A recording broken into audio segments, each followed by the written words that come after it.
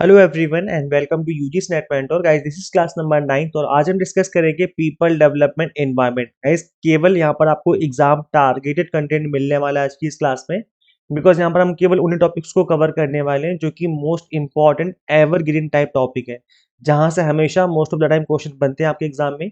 तो इस क्लास को देखने के बाद आई एम श्योर आप इस यूनिट में अच्छा स्कोर कर पाएंगे एग्जाम में। तो चलिए कंटिन्यू करते हैं, बट इससे पहले हम आगे बढ़े मैं बता दूं कि मैं इससे पहले 8 क्लास ऑलरेडी ले चुका हूँ, जिसमें मैंने पेपर 1 की स्टार्टिंग की जो 8 यूनिट्स हैं उन सभी को 30 मिनट्स के अंदर फिनिश किया हुआ है। तो आप इन सभी क्लासेस को जरूर देखिए। इनफैक्ट जो रिवीजन सीरीज 3.0 है, इन सभी क्लासेस की जो प्लेलिस्ट का लिंक है मैं आपको इसी वीडियो के description box and comment box में दे दूंगा। तो चलिए स्टार्ट करते हैं और डिस्कस करते हैं इस टॉपिक को। This is about me. जैसे कि आप सभी को पता होगा, अभी तक आपने इस चैनल को सब्सक्राइब नहीं किया है, सो मेक श्योर आप इस चैनल को सब्सक्राइब कर लें ताकि आपको अपकमिंग वीडियोस के सभी नोटिफिकेशन मिलते रहें। गाइज आप हमें टेलीग्राम, इंस्टाग्राम, फेसबुक या व्हाट्सएप चैनल भी मैंने आप सभी के लिए क्रिएट कर दिया है, तो आप हमें यहाँ पर फॉलो कर सकते हैं। व्हाट्सएप चैनल पे और टेलीग्राम पे मैं क्लासेस के जो लिंक है वो शेयर करता रहता हूँ। कोई इंपॉर्टेंट पीडीएफ होती है, फिर कोई इंपॉर्टेंट अपडेट होता है, तो वो भी मैं आपको यहाँ पर शेयर करता रहता हूँ। तो गाइज आप हमें फॉलो जरूर करें ताकि आपको लेटेस्ट अपडेट यहाँ पर मिलते रहें और क्लासेस की जो लिंक है वो भी आपको यहाँ पर मिलते रहें। यूजीसी नेट में अच्छा स्कोर करने के लिए आपको पीवाईक्यूज की प्रैक्टिस करना बहुत जरूरी है, तो मैंने मोस्ट रिपीटेड पीवाईक्यूज की भी एक सीरीज करवा रखी है आपको, तो आप इस सीरीज को भी फॉलो कर सकते हो। इसमें मैंने पीवाईक्यूज को विद एक्सप्लेनेशन एक्सप्लेन किया है ताकि प्रीवियस ईयर के क्वेश्चंस के ऊपर आप अच्छे से कमांड कर सकें और एग्जाम में अच्छा स्कोर कर सकें। तो गाइस इस सीरीज का लिंक भी मैं आपको इसी वीडियो के description box and comment box में पिन कर दूंगा, तो आप इस सीरीज को जरूर फॉलो करें। इससे आपकी जो प्रिपरेशन है बहुत अच्छे से हो जाएगी। तो चलिए गाइस कंटिन्यू करते हैं और डिस्कस करते हैं। गाइस इससे पहले आगे बढ़े, एक छोटा सा अनाउंसमेंट है आप सभी के लिए। हमने पेपर 1 का एक 20 डेज का क्रैश कोर्स स्टार्ट किया है, जिसको हमने ओनली 999 में आप सभी को अवेलेबल करवाया है ताकि सभी लोग अफोर्ड कर सकें और मिनिमम टाइम में जो अपनी प्रिपरेशन है वो कर सके। ये जो ऑफर था स्टार्टिंग के 20 स्टूडेंट्स के लिए था, इसके बाद ये जो उसकी फीस है बढ़ जाएगी। तो अगर आप चाहते हैं कि आपको to the point exam targeted content मिल जाए एक सिंगल प्लेस पे, तो इससे मिनिमम फीस में आपको कहीं पर भी क्वालिटी बेस्ड कंटेंट नहीं मिलने वाला। तो आप इस कोर्स में एनरोल कर सकते हैं, जो कि एग्जाम टारगेटेड कोर्स है दिसंबर एग्जाम के लिए। ये इसकी जो वैलिडिटी कोर्स की केवल 7 जनवरी तक रहेगी, उसके बाद ये कोर्स एक्सपायर हो जाएगा। स्पेसिफिकली इसी एग्जाम के लिए इसको डिजाइन किया गया है। इसके अलावा एक 30 डेज का क्रैश कोर्स भी अवेलेबल हमने आपको करवाया था। इन दोनों में डिफरेंस इतना सा है कि जो 1 मंथ वाला कोर्स है इसमें आपको मॉक टेस्ट भी देखने को मिल जाते हैं अलॉन्ग विद द कोर्स, जबकि इसके अंदर मॉक टेस्ट नहीं है, केवल रिवीजन पर्पस है ये। तो आपकी चॉइस है, आप कोई सा भी कोर्स इनरोल कर सकते हैं, बट यहाँ पर ऑल 10 यूनिट्स का जो कंटेंट है वो कंप्लीट मिलेगा आपको दोनों ही कोर्सेज के अंदर। तो फटाफट से इनरोल कर लीजिए और जो अपने प्रिपरेशन है वो स्टार्ट कर लीजिए। मैं बता दूं, ये जो कोर्सेज आपको दिख रहे हैं स्क्रीन पे, ये केवल दिसंबर एग्जाम के लिए। इसके बाद ये कोर्सेज अवेलेबल नहीं होंगे। अगर आप कंप्लीट कोर्स इनरोल करना चाहते हैं तो आप कंप्लीट कोर्स इनरोल कर सकते हैं 6 मंथ के लिए। अगर आप जून के एग्जाम के लिए प्रिपरेशन कर रहे हैं, फिर एग्जाम में टाइम है, तो 6 मंथ या 3 मंथ या 6 मंथ वाला कोर्स इनरोल कर सकते हैं। Paper 1 commerce, management, pol science, ये सब हम आपको पढ़ाते हैं। कंप्लीट कंटेंट आपको बायलिंगुअल मिलता है, पीडीएफ नोट्स वगैरह सब मिल जाते हैं ताकि आज जो आपकी प्रिपरेशन है वो अच्छे से हो जाए। तो गाइज करना है कि आपको सिंपली गूगल प्ले स्टोर से एग्जाम मेंटोर ऐप इंस्टॉल कर लेनी है अपने मोबाइल फोन में। अगर आप iOS यूजर है तो उसका लिंक हमने आपको अलग से इसी वीडियो के description box and comment box में अवेलेबल करवा दिया है। तो चलिए गाइस अब कंटिन्यू करते हैं क्लास को। गाइस देखो, सबसे पहले दो टॉपिक हमें पढ़ने हैं, एमडीजी और एसडीजी, क्योंकि ये एग्जाम के लिए काफी इंपॉर्टेंट है। यहाँ से बार बार क्वेश्चन बनते हैं एग्जाम में। तो एमडीजी क्या है? इसकी फुल फॉर्म है मिलेनियम डेवलपमेंट गोल्स। ये बनाए गए थे 2000 में और 2015 तक इनको अचीव करने की बात कही गई थी। अब इसके अंदर टोटल कितने गोल्स हैं? इसके अंदर टोटल 8 गोल्स हैं। 8 गोल्स जो है इनके अंदर इनकी बात कही गई है।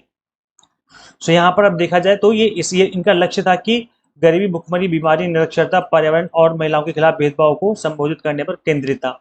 2000 में बनाया गया, 2015 तक इनको अचीव करना था। इसके अंदर 8 अंतर्राष्ट्रीय विकास लक्ष्य थे और इसको किसने बनाया था? संयुक्त राष्ट्र के जो देश हैं, जो उन सभी ने मिलकर के इसको बनाया था। ठीक है। सो ये अब ये जो 8 गोल हैं इनको हम एक बार गो थ्रू कर लेते हैं, बिकॉज ये भी कई बार एग्जाम में पूछ लिए जाते हैं। तो पहला गोल है आपका रिड्यूस पॉवर्टी। सबसे पहला काम किसी भी इंसान का क्या होता है? अपनी गरीबत को खत्म करना। तो पॉवर्टी खत्म करना, गरीबत को खत्म करना। जब गरीबी खत्म होगी इसका मतलब है कि उसके बाद आप पढ़ाई लिखाई पे ध्यान दोगे, तब है ना, जब आपके पास इनकम आएगी तभी तो आप एजुकेशन अपना ले पाओगे ना। तो उसके बाद नेक्स्ट क्या आ जाएगा? Achieve universal primary education. याद रखिए इसके अंदर प्राइमरी एजुकेशन की बात कही गई है। तो एमडीजी जो है वो प्राइमरी एजुकेशन की बात करता है।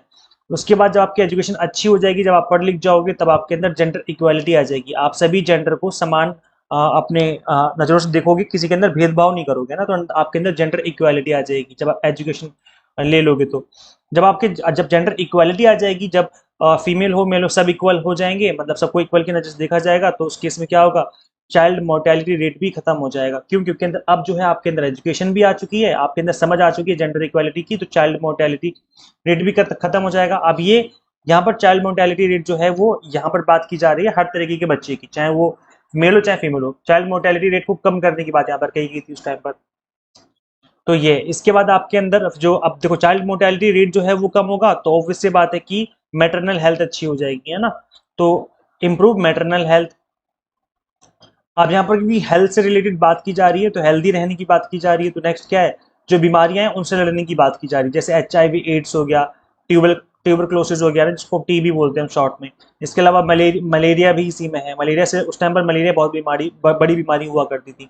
तो ये फिर हेल्थ की बात की जा रही है, मैटरनल हेल्थ की बात की जा रही है। तो नेक्स्ट क्या हो जाएगा, हेल्थ से रिलेटेड जो बीमारियां होती हैं उनको खत्म करने की बात की जा रही है। नेक्स्ट आपका इंश्योर एनवायरमेंटल सस्टेनेबिलिटी। अब इसीलिए तो गोल बनाए गए थे ये, इनका नाम ही मिलेनियम डेवलपमेंट गोल है। मतलब हमें जो हमारा डेवलपमेंट है वो सस्टेनेबल होना चाहिए। फिर उसके बाद लास्ट में पार्टनरशिप करनी है, पार्टनरशिप फॉर द डेवलपमेंट। तो याद रखिए, चाहे MDG हो चाहे SDG हो, लास्ट गोल जो होगा वो पार्टनरशिप पे ही होगा। इसका 8वां गोल पार्टनरशिप का है, और SDG में 17वां गोल जो होता है वो आपका पार्टनरशिप का होता है। तो लास्ट गोल जो है दोनों का सेम कॉमन गोल है, पार्टनरशिप करना for the development, for the cooperation. तो ये टोटल 8 गोल है, आई थिंक आपको समझ में आ गए होंगे। इसके अलावा गाइस देखो, अगर हम बात करें सस्टेनेबल डेवलपमेंट गोल्स, तो इसके अंदर टोटल 17 गोल्स होते हैं। और आप गाइस बिलीव नहीं करेंगे, मैंने आज मॉर्निंग में ही इसकी क्लास ली है। मैंने इन 17 के 17 गोल्स को एक शॉर्ट ट्रिक से समझाया हुआ है।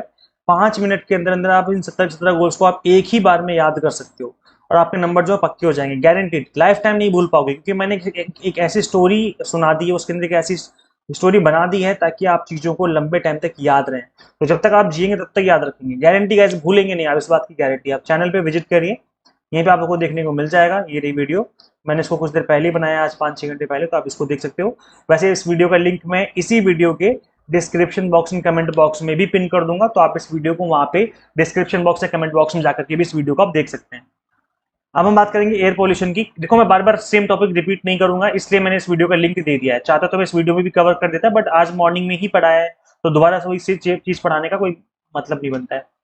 नेक्स्ट आपका एयर पॉल्यूशन लिमिट। अब देखो गाइस, ये एग्जाम के लिए काफी इंपॉर्टेंट है। अब एयर पॉल्यूशन की जो लिमिट है, एग्जाम में अभी कुछ सेशन 2 आई थिंक 2 या 3 सेशन पहले एग्जाम में पूछा भी गया था इसके ऊपर क्वेश्चन। तो उसमें कलर के ऊपर क्वेश्चन पूछा गया था कि भाई ग्रीन कलर जो है वो क्या इंडिकेट करता है, कौन सी लिमिट इंडिकेट करता है। तो जो ग्रीन कलर है वो गुड होता है, और 0 से 50 की जो लिमिट है एयर क्वालिटी इंडेक्स की, वो इंडिकेट करता है। फिर 51 से 100 जो है वो सेटिस्फैक्ट्री हो जाएगा। 101 से 200 का जो होता है वो मॉडरेट लेवल होता है, इसको हम बोलेंगे येलो। येलो कलर जो है मॉडरेट लेवल इंडिकेट करता है। फिर 201 से लेकर 300 तक डार्क येलो हो जाएगा, पुअर। फिर उसके बाद 301 से लेकर 400 तक आपका यहाँ पर हो जाएगा रेड, और उसके बाद 400 से लेकर 500 तक हो जाएगा मरून, सेवियर, है ना। तो ये आपकी लिमिट है एयर पोल्यूशन की, जिसको कि आपको याद रखना है। इससे रिलेटेड क्वेश्चन भी आपके एग्जाम में पहले भी पूछ चुके हैं, दोबारा पूछे जा सकते हैं।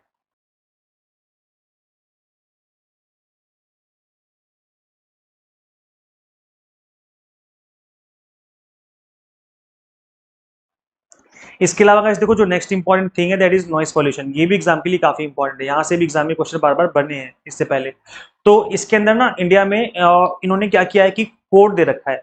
जैसे कोड A का मतलब है कि इंडस्ट्री की बात की जा रही है, कोड D का मतलब है यहाँ पर बात की जा रही है साइलेंस जोन की, कोड B है कमर्शियल, एंड कोड C आपका रेजिडेंशियल। अब इसकी लिमिट है, इसकी लिमिट सेट कर दी गई, वो आपको याद रखना है। तो इंडस्ट्रियल एरिया में जो आपका डे लिमिट है वो हो जाएगी 75 डेसिबल, और नाइट की हो जाएगी 70 डेसिबल। कमर्शियल एरिया में डे की लिमिट है 65 डेसिबल, और नाइट की है 55 डेसिबल।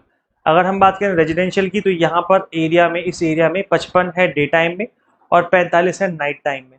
फिर हम बात करें साइलेंस जोन की, तो इसकी है 50 है आपकी डे टाइम में, और 40 हो जाएगी आपकी नाइट टाइम में। तो सबसे मिनिमम इसी की होती है साइलेंस जोन की। अब आप इस तरीके से याद कर लीजिए इसको, ये सबसे कम जो है साइलेंस जोन में होगा, जो कि 40 से स्टार्ट होगा। फिर उसके बाद यहाँ बढ़ता जाएगा 40 से 45, 45 से 55, 55 से सीधा 70, और फिर यहाँ पे 50 से 55, 55 से 65, 75। इस तरीके से आप याद कर सकते हैं कि सबसे जो कम लिमिट होती है साइलेंस जोन की, फिर रेजिडेंशियल की, फिर कमर्शियल की, फिर तब जाके इंडस्ट्रियल की। इंडस्ट्रियल में ज़्यादा खटर पटर होती है, और जब वहाँ पर थोड़ा सा इस तरीके का सामान बन रहा होता है, जैसे प्लास्टिक बना रहे हैं, या स्टील का काम चल रहा है ना, या फिर आयरन का काम चल रहा है, तो ज़्यादा खटर पटर रहती है। तो इसकी लिमिट सबसे ज़्यादा रखी गई है, मतलब थोड़ा सा इसमें छूट दे दी गई है। जबकि रेजिडेंशियल एरिया में 45 से 55 को ही यहाँ पर लिमिट बनाया गया है। तो ये लिमिट जो है आपको याद रखनी है, एग्जाम के लिए काफी इंपॉर्टेंट है। वेस्ट मैनेजमेंट की अगर हम बात करें तो इसके अंदर जनरली डस्टबिन के कलर पूछ लिए जाते हैं, तो मैं इसी को रिवाइज करवा देता हूँ आप सभी को। तो यहाँ पे आप सभी लोग देख पा रहे होंगे जो आपका रेड कलर है, जिसको आप मरून कलर भी कह सकते हो, यहाँ पर रेड डस्टबिन जो है, हाँ रेड डस्टबिन है ये। तो इसके अंदर प्लास्टिक वेस्ट आता है, सच एज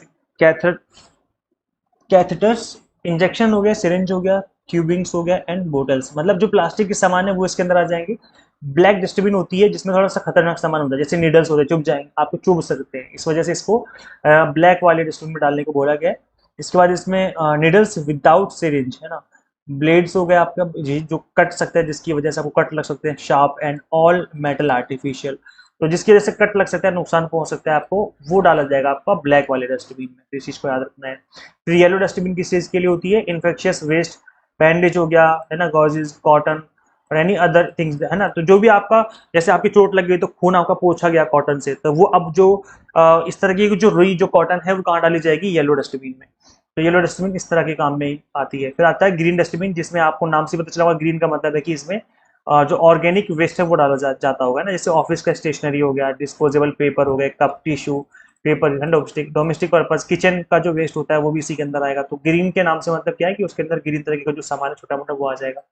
फिर जो आता है लास्ट वाला आता है ब्लू डस्टबिन। अब इसके अंदर कौन कौन से सामान आते हैं, all type of glass bottles and artificial out carded and discarded medicine, तो जो मेडिसिन हो गई, जो एक्सपायर्ड मेडिसिन हो गई वो आ जाएगा है ना। इसके अलावा जो ग्लास बोटल्स हो गए वो सब इसके अंदर आ जाएंगे, आर्टिफिशियल एंड आउट कार्डेड जो मेडिसिन वगैरह होगी जो एक्सपायर हो जाएगी वो भी इसी के अंदर आ जाएंगे। अब हम नेक्स्ट करेंगे, ये देखो गाइस इस तरह का टॉपिक है जो कि एग्जाम के लिए 5 स्टार रेटिंग वाला टॉपिक है, क्योंकि यहाँ से क्वेश्चन बार बार बन चुके हैं आपके और इस बार भी बन सकते हैं। तो यहाँ पर कुछ मैं गैसेस और कुछ पॉल्यूटेंट बताऊंगा जिसको कि आपको समझना है, क्योंकि इसके ऊपर क्वेश्चन बन चुके हैं पहले भी। अभी जो पार्टिकुलेट मैटर है, अब ये क्या होता है, कैसे बनता है और हमारे हेल्थ के लिए किस तरीके से नुकसानदायक है, इसके ऊपर क्वेश्चन बन चुका है पहले भी। सो ये टिनी पार्टिकल्स होते हैं डस्ट के, डर्ट के, suit, smoke and liquid droplets in the air, हवा में उड़ते हुए डर्ट पार्टिकल्स, मतलब धूल मिट्टी जो हवा में उड़ रही होती है। मैं हिंदी में भी दिखा देता हूँ, हिंदी वाले स्टूडेंट्स, हवा में धूल, गंदगी, कालिक, धुआं और तरल बूंदों के छोटे कण जो है वो पार्टिकुलेट मैटर कहलाते हैं। अब ये हेल्थ इंपैक्ट क्या डाल सकता है, हेल्थ इंपैक्ट डालता है that it PM can be inhaled deep into the lungs causing respiratory problem, तो रेस्पिरेटरी मतलब सांस लेने में दिक्कत हो सकती है आपको, जैसे अस्थमा हो सकता है, ब्रोंचिटिस हो जाएगा, COPD हो जाएगा। It can also contribute to cardiovascular issues and increase the risk of lung cancer, तो बड़े लेवल की बीमारी तक इससे हो सकती है। अब ये सोर्सेज का मतलब है कि किस किस से बनता है, कैसे कैसे ये जो सोर्स है कैसे PM बनता है। सो डीजल व्हीकल हो गया, कोल फायर्ड पावर प्लांट हो गए, आपके कंस्ट्रक्शन साइट हो गई, इंडस्ट्रियल प्रोसेस हो गए है ना, तो ये जो है इस तरीके से बनता है। कोयले से चलने वाली बिजली संयंत्र, निर्माण स्थल और औद्योगिक प्रक्रियाएं, जैसे बिल्डिंग बन रही, कंस्ट्रक्शन चल रहा है, धूल मिट्टी उड़ेगी, वो हवा में रहेगी, वो आपके PM पार्टिकल्स कहलाते हैं। डीजल व्हीकल हो गए, धुआं निकलेगा उससे, तो इस तरह के जो पार्टिकल्स हवा में रह जाते हैं मोटे मोटे, उनको हम इसके अंदर काउंट करते हैं। ओजोन 3, ये भी आपके एग्जाम के लिए इंपॉर्टेंट है और इसके ऊपर भी क्वेश्चन पहले बन चुका है। So ozone 3 it is a gas formed when pollutants react with sunlight, sunlight में रिएक्ट करती है पॉल्यूटेंट, तब जाके ये बनता है। याद रखिए सनलाइट का होना बहुत जरूरी है, तभी ये फॉर्म होती है। तो इसका हेल्थ इंपैक्ट क्या है, ये भी आपके रेस्पिरेटरी सिस्टम को प्रॉब्लम क्रिएट कर सकती है, सांस लेने में दिक्कत हो जाएगी, कॉजिंग कफिंग, खांसी हो सकती है, थ्रोट इरिटेशन हो सकता है, चेस्ट पेन हो सकता है, it can worsen asthma and other respiratory condition, तो ये जो सांस से रिलेटेड बीमारियां हैं उसमें प्रॉब्लम क्रिएट कर सकता है। अब इसके सोर्सेज क्या है, formed by reaction of pollutants like nitrogen oxide and volatile organic compounds in the presence of sunlight. याद रखिए कि ये खुद कभी नहीं बनता, ये रिएक्शन करके बनता है। रिएक्शन होता है किसका, पॉल्यूटेंट्स के साथ, जैसे कि नाइट्रोजन ऑक्साइड हो गया या वोलेटाइल ऑर्गेनिक यानी कि VOCs हो गए, ये सनलाइट में जब रिएक्ट करते हैं तब जाके ओजोन लेयर बनती है, ओजोन 3 बनती है। अब ओजोन लेयर ये वो वाली ओजोन लेयर नहीं जो आसमान में होती है, वो नहीं है ये, और ये है ग्राउंड वाली, ग्राउंड लेवल वाली, जिसमें जो हमारे सांस के थ्रू हमारे शरीर के अंदर चली जाती है, हमें नुकसान पहुंचाती है। तो आई थिंक आपको समझ में आ गया, हिंदी मीडियम वाले कैंडिडेट समझ में आ गया आपको है ना, खांसी, गले में जलन हो गया, सीने में दर्द हो गया, अस्थमा, इस तरह की बीमारियां जो है इससे हो जाती हैं। नेक्स्ट आपका कार्बन मोनोऑक्साइड। अब ये जो है बीमारी, ये भी बीमारी फैला सकती है। ये कलरलेस होती है, ऑर्डरलेस होती है, मतलब ना तो बदबू आएगी ना ही आज तक इसका कोई कलर होता है। It is gas produce by incomplete combustion of fuel, मतलब जब फ्यूल हम जला रहे थे वो कंप्लीट तरीके से जल नहीं पाए, जिसकी वजह से इस तरह की गैस बन जाती है। ये भी आपके रेस्पिरेटरी प्रॉब्लम क्रिएट कर सकती है। Reduce the blood's ability to carry oxygen, मतलब आपके ब्लड के अंदर इस तरह की जो एबिलिटी थी जो हमारे शरीर के कोने कोने तक ऑक्सीजन लेके जाता है ब्लड, उसकी क्षमता को कम कर देगी, खत्म कर देगी, leading to headache.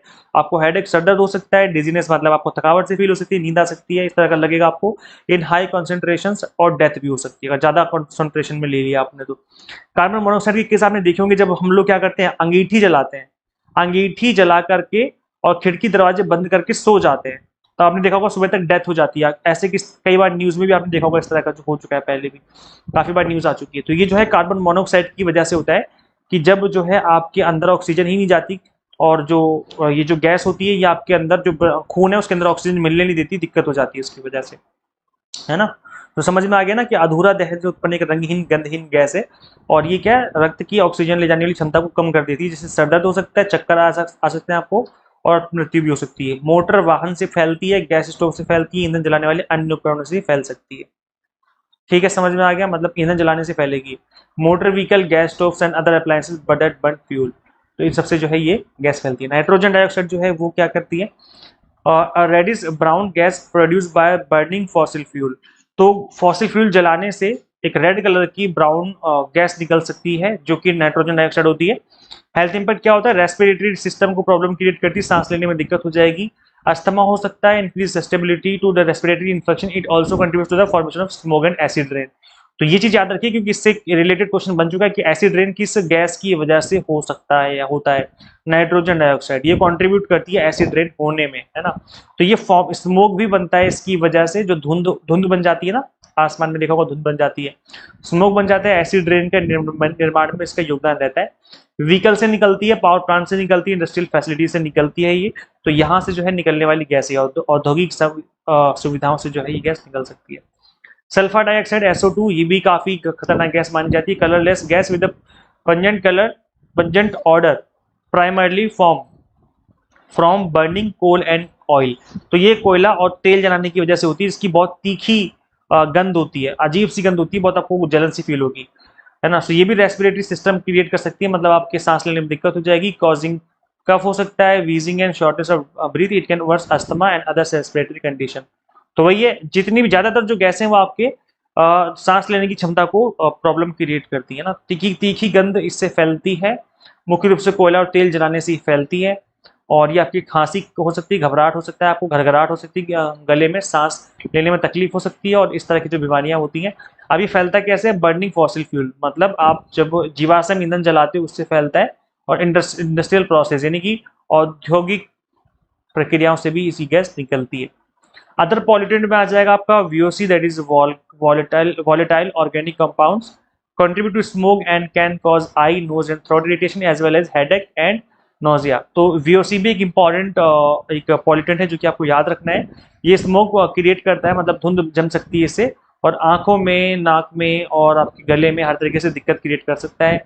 It can cause neurological damage specially in children, तो बच्चों में जो है ये जानलेवा हो सकता है, दिमाग में, तंत्रिका में जो दिमाग होता है बच्चों को, वहां पर प्रॉब्लम क्रिएट कर सकता है। गाइस देखो, पेपर 1 में अच्छा स्कोर करने के लिए, इनफैक्ट पेपर 2 में भी आपको प्रीवियस ईयर की क्वेश्चंस की प्रैक्टिस करना बहुत जरूरी है। तो मैंने अभी कुछ दिन पहले ही आपको पेपर 1 के 100 मोस्ट रिपीटेड टॉपिक्स के ऊपर PYQs की प्रैक्टिस करवाई थी, तो आप इस क्लास को जरूर देखेंगे अगर अभी तक आपने इस क्लास को नहीं देखा है। इस क्लास का लिंक मैं आपको इसी वीडियो के डिस्क्रिप्शन बॉक्स में, कमेंट बॉक्स में अवेलेबल करवा दूंगा, ताकि आप इस क्लास के थ्रू प्रैक्टिस भी कर सकें। मैंने इस क्लास में ना सिर्फ क्वेश्चंस करवाए हैं, बल्कि मैंने सभी क्वेश्चंस का एक्सप्लेनेशन भी आपको समझाया, वो भी बहुत ईजी वे में। तो आप इस क्लास को जरूर देखें, डेफिनेटली इससे जो है आपको प्रैक्टिस करने में क्वेश्चंस की बहुत हेल्प मिलने वाली है। तो इस क्लास को देखें, इसका लिंक मैं description box and comment box में पिन कर दूंगा। यहाँ पर जो मैंने आपके सामने स्क्रीन पे डाला हुआ है, ये आपके सिलेबस का ही मैंने स्क्रीनशॉट लगाया हुआ है यहाँ पर। ये एनवायरमेंटल प्रोटेक्शन एक्ट, इसके अलावा आप देख सकते हैं यहाँ पर जो भी यहाँ पे आपके सामने अग्रीमेंट है, प्रोटोकॉल से, जिनको हमें डिस्कस करना है। तो आज की इस क्लास में हम इन सभी को डिस्कस करने वाले हैं ब्रीफली। चलिए डिस्कस करते हैं। सबसे पहला एनवायरमेंटल प्रोटेक्शन एक्ट 1986 में बना था ये, और क्यों बना था, इसका सबसे बड़ा रीजन था भोपाल गैस ट्रेजेडी। उस टाइम पर आप सभी को पता है कि इंडिया का एक बहुत बड़ी गैस ट्रेजेडी रह चुकी है ये हुई थी 2 दिसंबर 1984 में। तो उसके बाद गवर्नमेंट ने सोचा कि हमें एनवायरमेंटल प्रोटेक्शन एक्ट बनाना चाहिए, जिससे हम इस तरह की ट्रेजेडी को रोक सकें।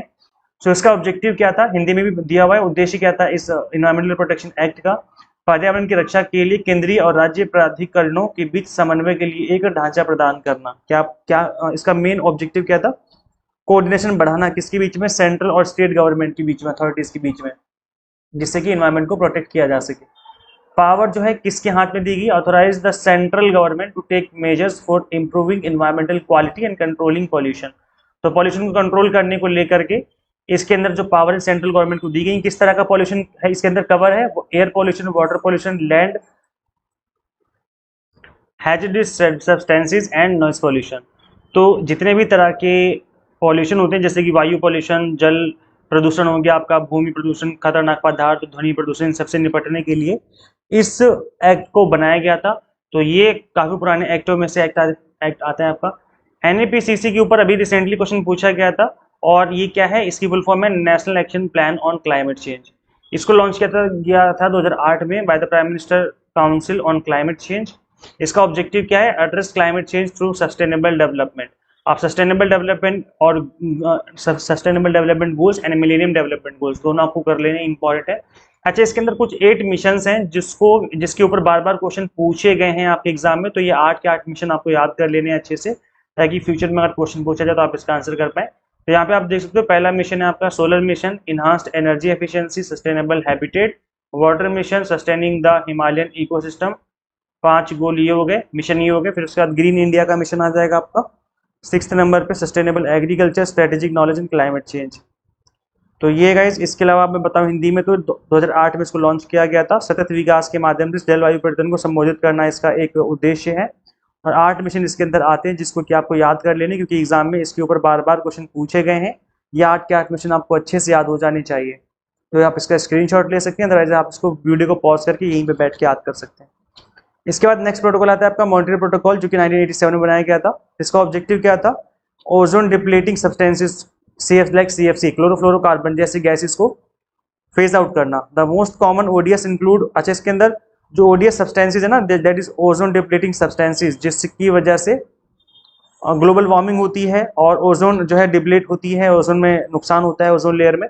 तो ओडीएस के अंदर जो मेन गैसेज आती हैं वो आती है क्लोरोफ्लोरोकार्बन, इसके अलावा आती है hydrochlorofluorocarbons HCFCs and halons and methyl bromide. इस तरह के जो गैसेज हैं आपको CFC वगैरह की जो गैसेज हैं, ये जो गैसेज हैं आपके AC में यूज होती थी। इसके अलावा रेफ्रिजरेटर हो गया आपका, एरोसोल हो गया, इस तरह के प्रोडक्ट में जो है इनका गैसेज का यूज होता था।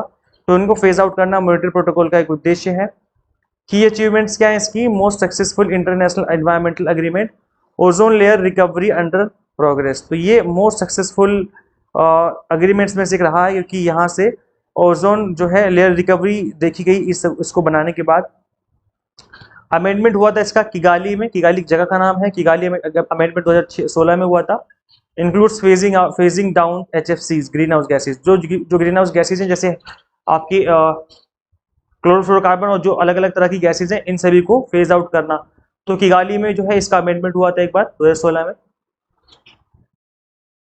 नेक्स्ट है आपका, इसमें है अर्थ समिट, जिसको हम रियो समिट के नाम से भी जानते हैं। रियो एक जगह का नाम है, 1992 में ये समिट हुई थी।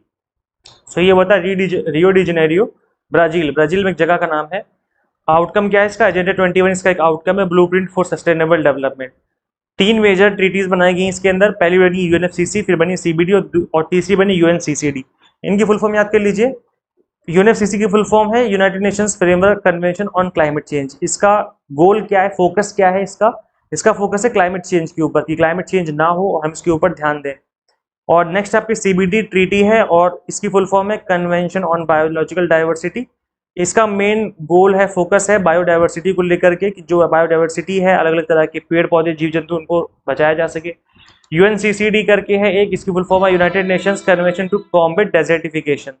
तो भूमि के ऊपर जो पेड़ पौधे हैं, जो डेजर्टिफिकेशन हो रहा है, उसको होने से रोका जा सके, मतलब पेड़ों को कटने से रोका जा सके, डेजर्टिफिकेशन से बचा जा सके, मरुस्थलीकरण जो इसको हिंदी में कहते हैं, का मुकाबला करने के लिए संयुक्त राष्ट्र कन्वेंशन। ठीक है। सो एजेंडा 21 जो है ये किसके अंदर आता है, अर्थ समिट के अंदर आता है, रियो समिट के अंदर ही ये एजेंडा 21 आता है। तो ये आपको याद रखना है, इंपॉर्टेंट है आपके लिए। नेक्स्ट इसमें आपका convention on biological diversity CBD 1992 में बनाई है। गोल क्या है इसका, कंजर्वेशन ऑफ बायोडाइवर्सिटी। ठीक है। और sustainable use of its components, fair sharing of benefits from genetic resources. इसका लीगल स्टेटस क्या है, लीगली बाइंडिंग है। मतलब लीगली बाइंडिंग का मतलब ये होगा कि जो भी कंट्री इसको एक्सेप्ट करेगी उसको करना ही पड़ेगा। बायोलॉजिकल डाइवर्सिटी को ध्यान में रख करके चीज़ों को यहाँ पर अपने देश में करना पड़ेगा। लाइक पेड़ पौधों को और जीव जंतु को कटने से बचाना है, मरने से बचाना है। नगोया प्रोटोकॉल हो गया आपका, कार्टेजेना प्रोटोकॉल हो गया, ये दोनों प्रोटोकॉल इससे एसोसिएटेड हैं, सीबीडी से, है ना, convention on biological diversity. So इन दोनों में डिफरेंस क्या है? Cartagena protocol focus on bio safety, specifically addressing the safe handling, transport and use of living modified organism. जबकि नगोया प्रोटोकॉल का क्या किसी से डील करता है? With access to genetic resources and their fair and equitable sharing of benefits arising from their utilisation.